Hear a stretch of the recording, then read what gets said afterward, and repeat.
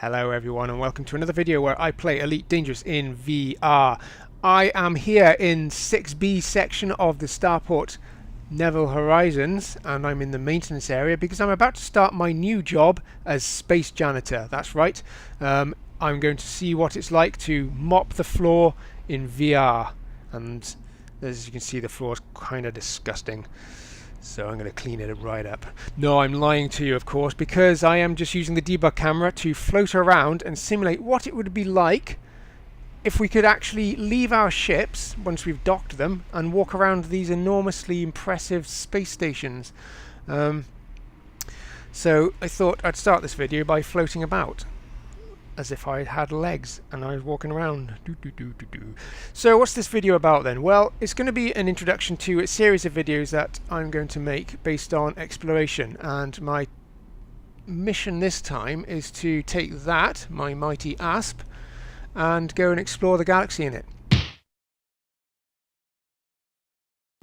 So I haven't done a hell of a lot of exploration. I've probably only been about 5,000 light years away from habited space, but I've always wanted to go out to the very edges of the galaxy and see what cool and unique things I can find, and of course do what everyone else does: hit the tourist spots, the center of the galaxy, Sagittarius A and Beagle Point over on the far side, and as well as that, just explore a few nebulas and things like that, and just have a good old look around. Spend a couple of months out there. So this is my ship.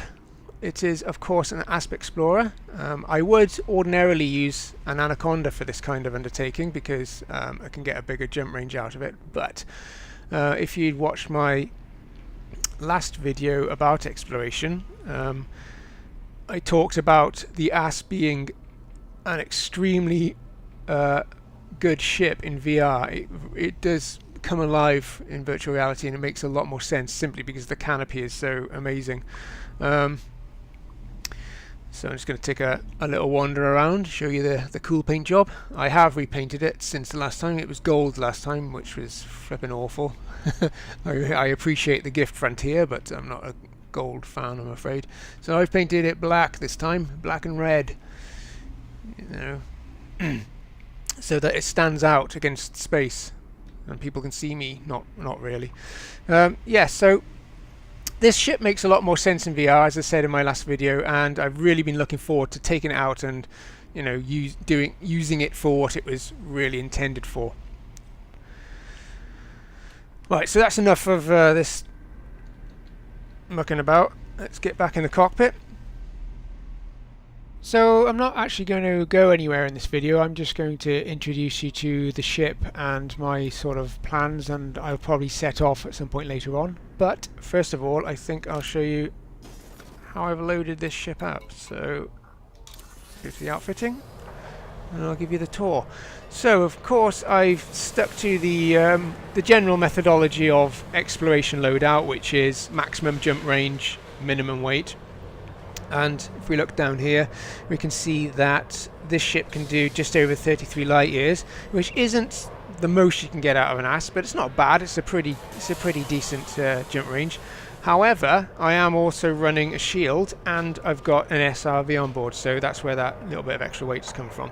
So, of course, in the hard points, I have absolutely nothing.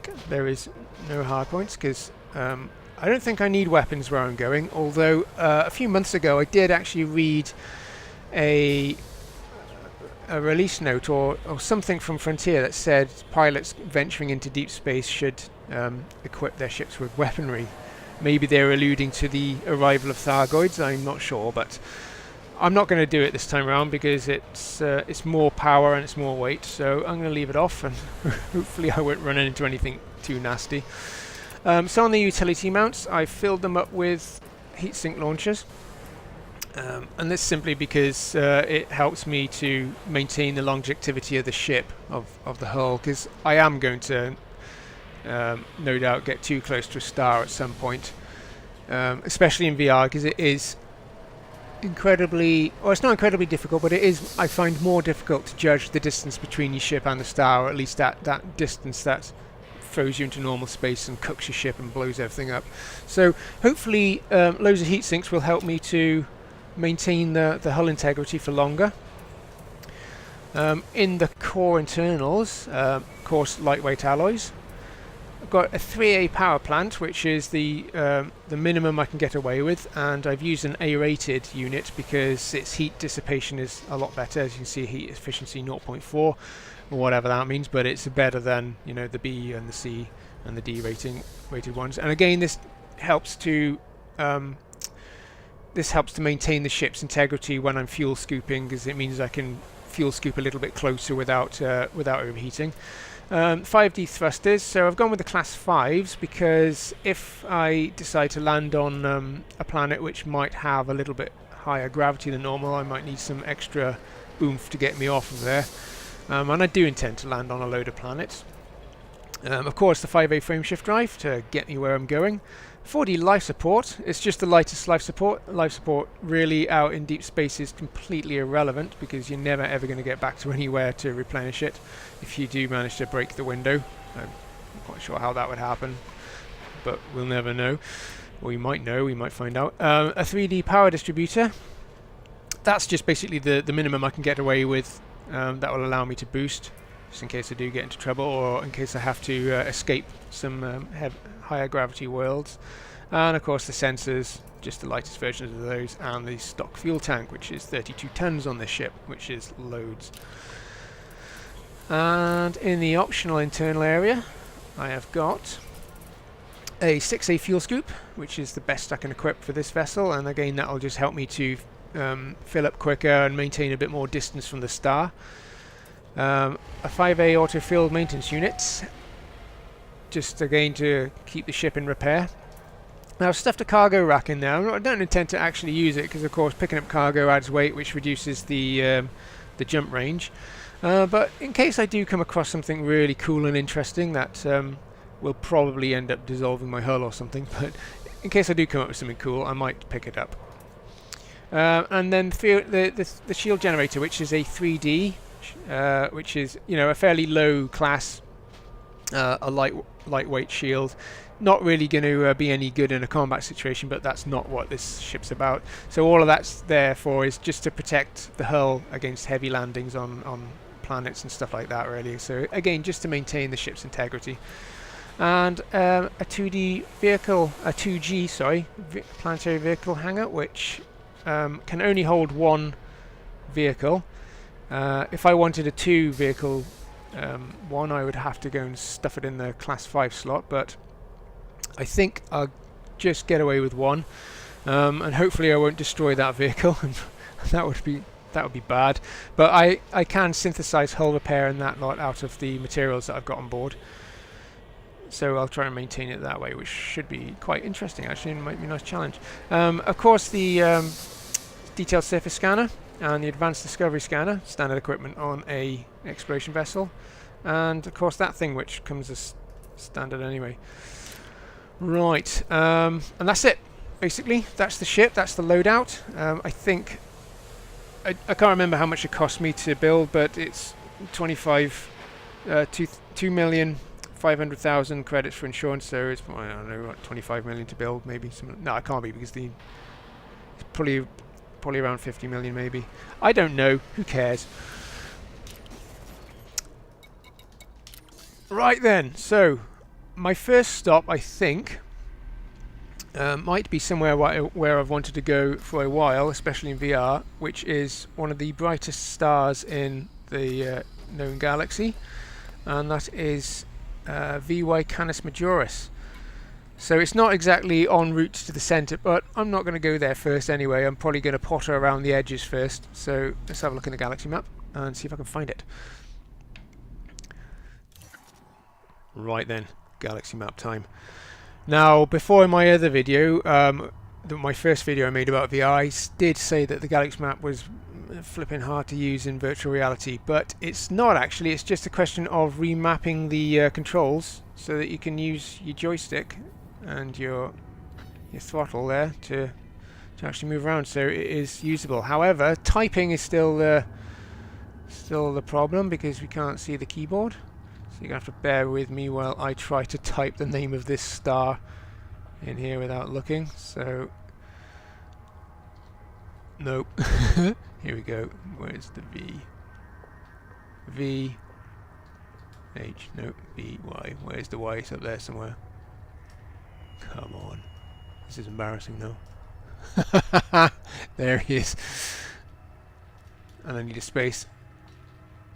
Canis Majoris. There you go. So once I know where my fingers are on the keyboard, I can do it. But and as we blast across the cosmos, which is amazing in VR, I must say, it's pretty cool. So I don't want Kosh boost. That's got that selected. But if I then spin around, there it is. Now it's 1,800 light years away. This particular star is, so I can't navigate to it directly. But let's just have a look at some information about it. There's bugger all there. I've probably got to go and scan it or something. Apart from it's an M-class star, but I believe it's a red hypergiant, and it's flipping big. So I'm going to go and try and find a point I can navigate to that is along the direction.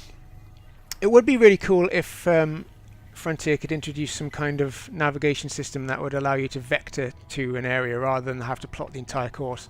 So for example, you could just pick a point that you ultimately wanted to get to and vector to it, and then the nav computer would just plot whichever star was the next jump as you went. So 300 pretty much I can do a bit better than that, can't I? So we'll come out to there.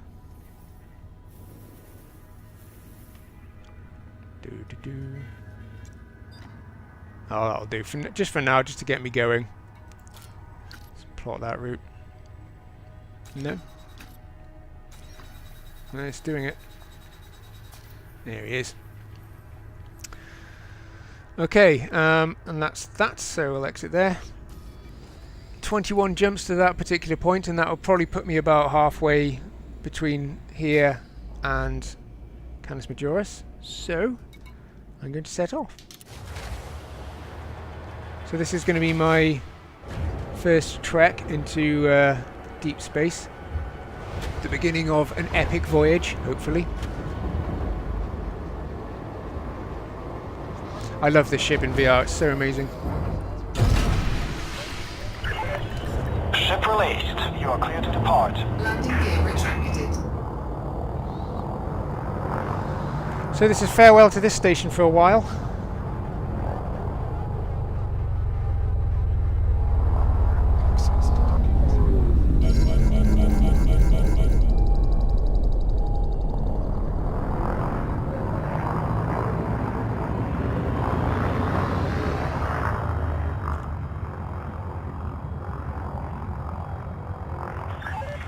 Clear of the station perimeter. Starcom out. Goodbye, Starcom! Hopefully I won't come back in a box as a result of being blown to bits. So, another little goal that I've got with this expedition of mine is to learn something about the galaxy. I don't know a hell of a lot about the cosmos or astronomy or anything like that, but hopefully along the way I'll see some things and do a bit of research and learn some stuff and maybe talk some nonsense to all you lovely people who are watching me.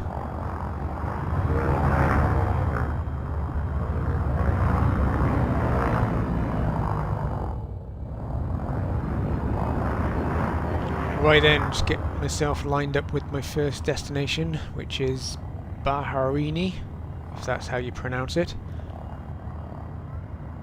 Okie dokie, so this is Frameshift drive charging. this is me heading into the unknown. Well, it'll be habited for a while I guess, but kind of heading into the unknown. And I'll see you in the next video where hopefully I'll be a bit closer to my first destination, VY Canis Majoris. 4, 3. Thanks for watching, like it if you like it, and I'll see you next time.